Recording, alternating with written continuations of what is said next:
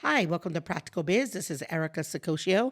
I am on location today for the first time, so exciting, at the office of Anthony Ricci, CPA, who is an amazing CPA. As I know, he is my CPA as well. So I'm going to give him a minute to introduce himself and tell you a little bit about what they do here, and then we're going to dig into the best accounting tips to get your 2022 off, ending strong, and 2023 off to a good start. Thank you very much, Erica. It's always a pleasure seeing you with that bright, smiling face of yours. God bless you. We're a local CPA firm. We've been in practice for 32 years. We're located right here in Warwick, Rhode Island, and we service the majority of our clients are small to medium-sized businesses, all closely held businesses. Basically, they're 1, 2, 3, 4-owner businesses, and they have employees located here in Rhode Island, Connecticut, and Mass. And most of them are either service-type businesses, manufacturers, retailers, and/or professionals. Okay. It runs the gamut. Awesome. Well, most of our listeners are definitely service-based for sure. So when I first work with folks at the coaching program, a lot of them will come in and they're like looking for guidance. So today we like to ask you, what are the things that you wish that your clients would know before they come here? Before they enter your doors. There's so much to know out there, right? Because most of the new clients who come in say, gee, Anthony, isn't there a book or isn't there a list? Isn't there a checklist of everything I need?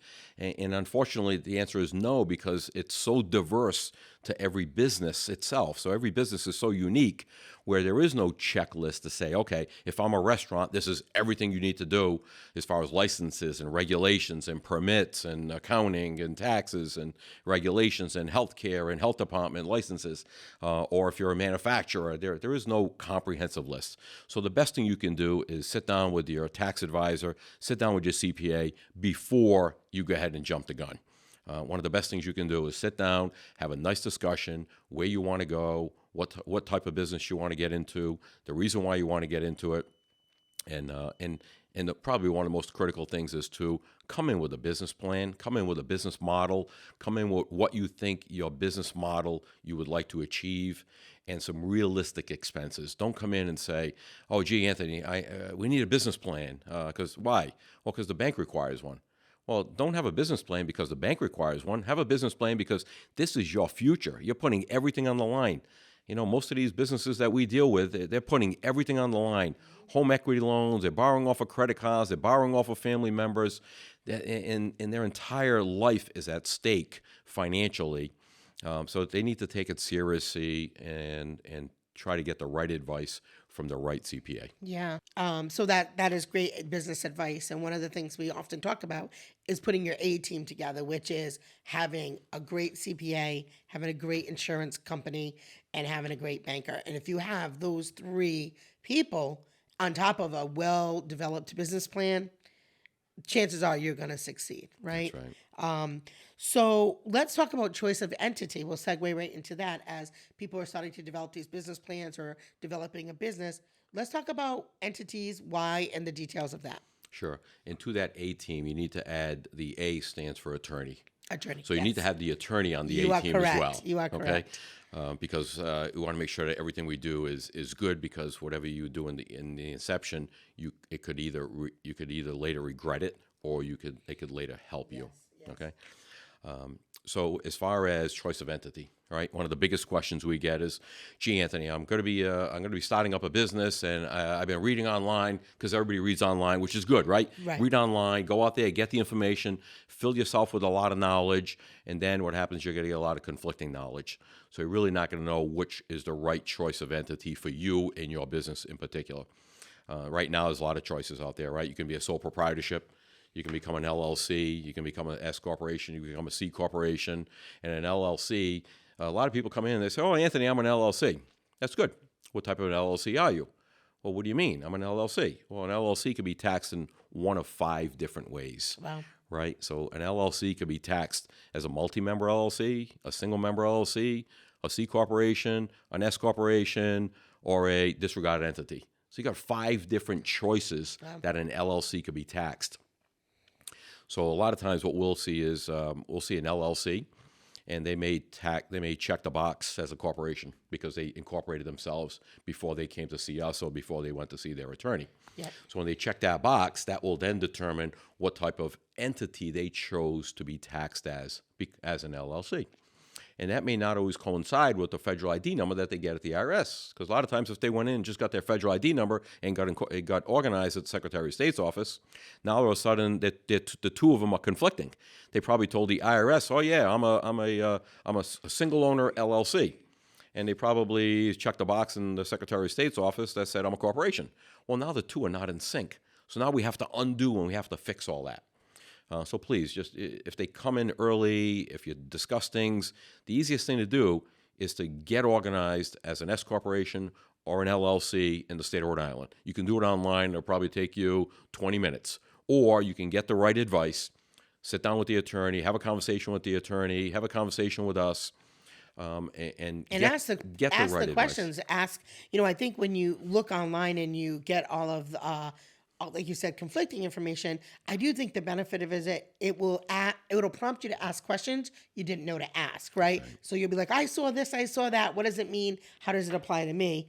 And then also with the federal ID number, what do you recommend if somebody they've applied for a federal ID number and it hasn't come in? How long does that take? So like what happens? And that's with that another process? great question because that federal ID number, generally it's quick and it's real time. Just a couple of weeks ago, we had a client of ours who organized as a single member LLC. All right, nice little single member LLC. They did it themselves. Then they couldn't get the federal ID number, so they came to see us. Well, it took us a week and a half through correspondence back and forth to get that federal ID number from the IRS. Something that they did in the application process bounced, and we could not get that federal ID number. She couldn't get it online herself, and it took us a week and a half to get that federal ID number.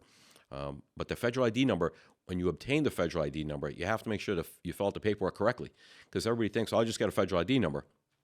But it has to be in sync with what you want to do. Now, let's say, for example, you're an S corporation or you're an LLC. Do you have employees? Do you not have employees? How many employees do you have? When do you expect to have employees? So the choice that you make in the beginning could save you thousands of dollars in that initial year and going forward. Yeah. And I think, too, one of the things is if you truly believe in what you're doing, you expect to succeed, set yourself up for growth already, right? If I think a lot of people are like, well, I can do that later. I do that later. But just set yourself up right now. Yep, if your plan is that you're going to grow your place from one person to 10, or your plan is from 10 to 200, set yourself up just right the first time. Saves you time, energy, money, all of those Just like things. building a house, Erica. You know what I mean? When you build a house, if that foundation is strong and it's square and it's level, well, you can build from there. Yeah. So it's the same thing as setting up a business. If your LLC or S corporation is set up correctly, if your tax ID number matches that correctly, if your chart of accounts and your accounting records match that correctly, you can build. You can scale from there. Yeah. But when it's haphazard, then you run into issues. So that was a great segue. So let's talk about why bookkeeping is essential. Oh, okay. Right? That's near and dear to my heart. Let's talk about that. All right. Near and dear to my heart, right? Because running a business, how do you run a business if you don't have information that you can rely on, right? Because running a business is a lot about your gut, but the numbers need to support what your gut is telling you. If your gut telling you that you made money, well, then all of a sudden you need to be able to look at your books and records, print out a financial statement, and see whether or not that agrees with what you think you're doing in business. And understand that financial report, right? If you don't, that's where you go see your CPA if you don't, and say, you sit down with us and say, you know what, I don't know, I don't understand how to read this. Yeah. We'll be more than happy to. We do a lot of explaining. As far as sales, cost of sales, gross profit, operating expenses, overhead costs, and it doesn't matter. We explain those to new businesses, and we've explained those to clients of ours who've been in business for 30 years. Yeah. So there's a few folks that I know that are fairly new. They're under 6 months old. I'm like, do you have QuickBooks? Do you have any software? Well, no, I just have everything on paper. I'm like, stop doing that. The end of the year is literally in 8 weeks. Get some kind of software, get your sales in there, get your receipts in there, get something ready so that you're not walking in with, here's my notebook and, pile of papers, right? As Frank Sinatra put it, the end is near. Yeah, right. So don't December do that. 31st is coming quick. Our advice is don't do that. The other thing too is that data really does drive your business. And so you're able to, like you said, your gut, but you're able, if you look at your reports on a regular basis, you're able to see what items are making you money, what items are not, right? This is what big businesses know. They pull reports very, very regularly. That's right. Right? And they say, oh, nope, this product doesn't work. Slice the price, get it off our shelf, what's going to come on and what's going to turn. That's right. So you have to understand that. And then also businesses that had their stuff together during COVID were able to get PPP money quick. Oh my God. Right?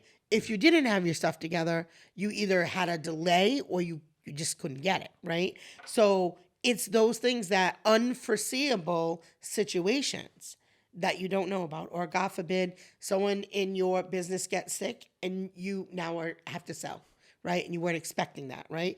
COVID just made us think about that, right? Exactly. A key person could pass and the family says, all right, we're going to get rid of this business. If your books are not clean and ready to go and someone comes in to value your business, you're not going to get a proper valuation, right? So this is why having bookkeeping is so important for the accounting process. And as far as the bookkeeping is concerned, we had a client of ours who's probably been in business for 30, 35 years.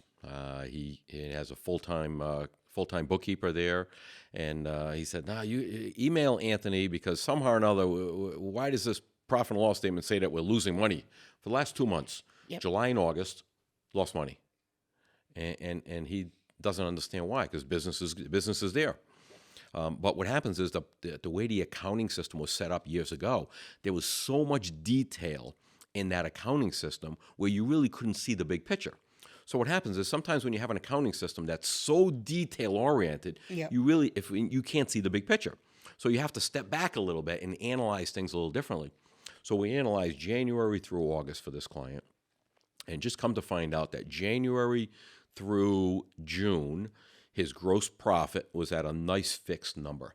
Then all of a sudden, July and August came around, and his cost of goods sold doubled as a percentage. Right, everything's percentages, right? So cost of goods sold doubled. It went from about 30% to 60%. And that's why he lost money for the last 2 months, and he can't figure it out, because the sales are there, his operations are still there, he's still got the same employees, the same everything. But little by little, those materials that he uses in his manufacturing process crept up so quick in July and August, where he lost $10,000, $12,000 a month. For 2 months in a row. And now all of a sudden he's panicking. Why? He knew enough to look at the bottom line. Okay, he didn't know how to read them fully because they were too complicated the way they originally designed them before they were our clients. But they were so complicated where he couldn't really see why, but he knew that the bottom line had parentheses on them. And when that bottom line has brackets on them, probably things aren't good. But it took me a couple of hours. I analyzed that, sent it to him back. I said, well, there's your problem. Your problem is your cost of goods sold doubled, which means that for every dollar you took in, it used to cost you 30 cents for the materials. Now it costs you 60 cents for the materials. So I ran a whole break-even analysis for him, and I told him that he's got to increase his prices by 25% in order to maintain the same profit margin. But that's why it's important to have a good CPA on your team and good bookkeeping numbers. And I think that is probably going to be that example is going to be for all of us. Huge. Right? Huge. With inflation, the way it's running.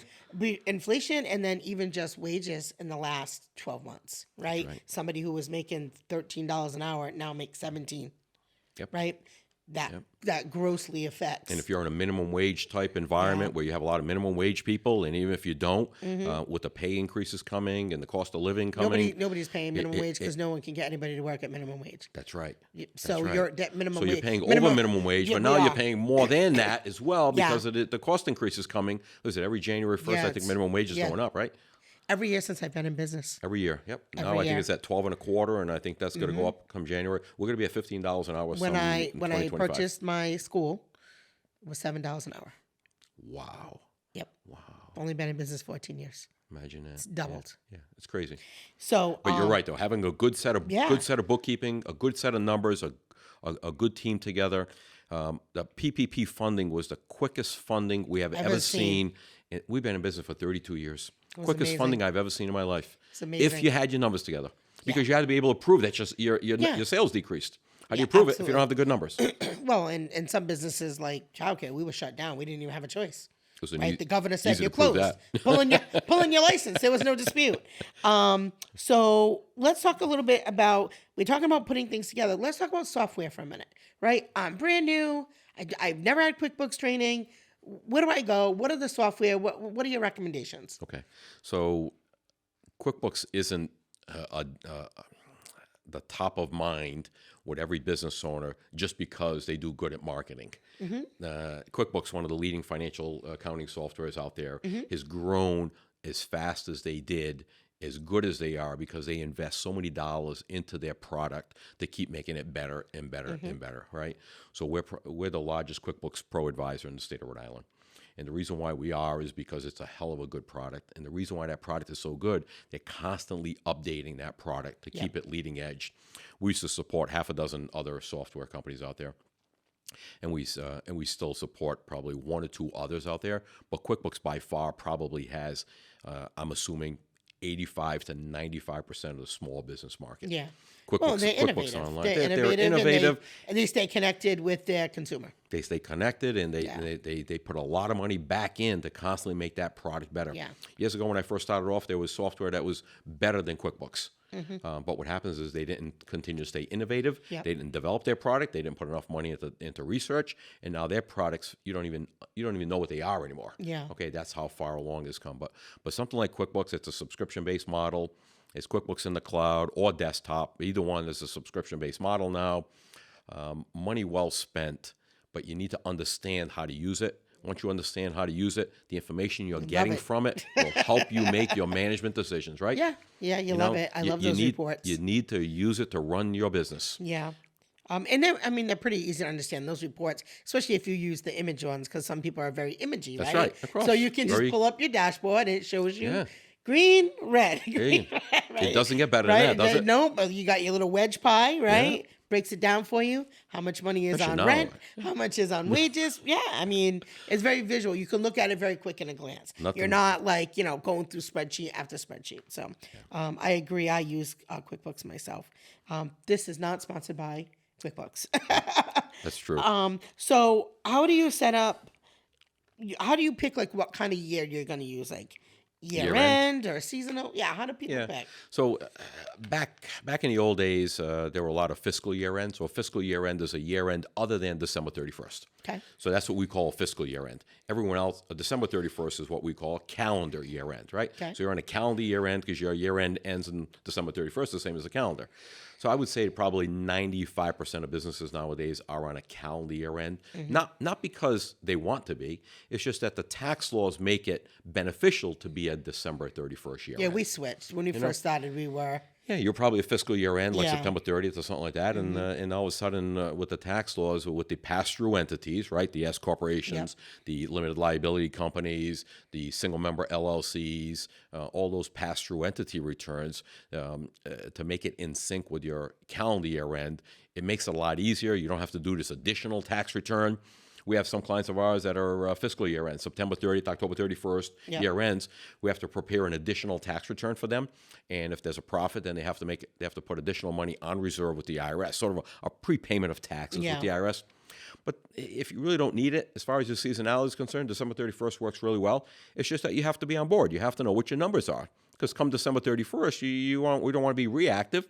Now is the time of year, and during the fall is a great time of year to do tax planning.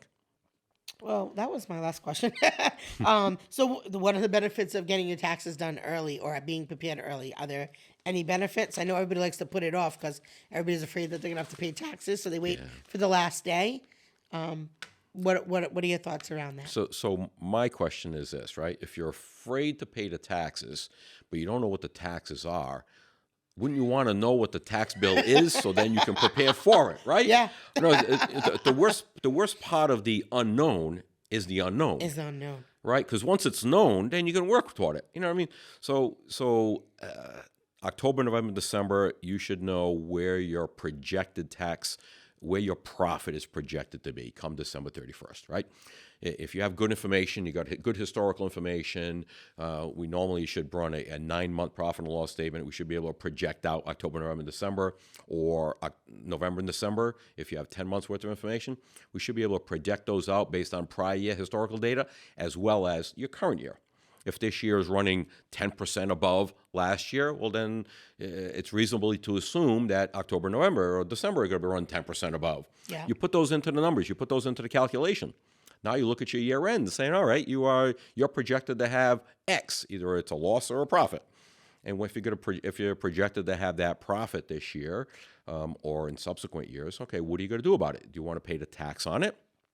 Or do you have some purchases? Do you have some investments? Machinery, equipment, vans, trucks. I just bought a van. Computers. There you go. Bought a van. I sure did. The dealers love you, don't they? Yes, they do. And the state of Rhode Island. Did you get a thank you letter from Governor McKee? No. You paid your sales tax, didn't you?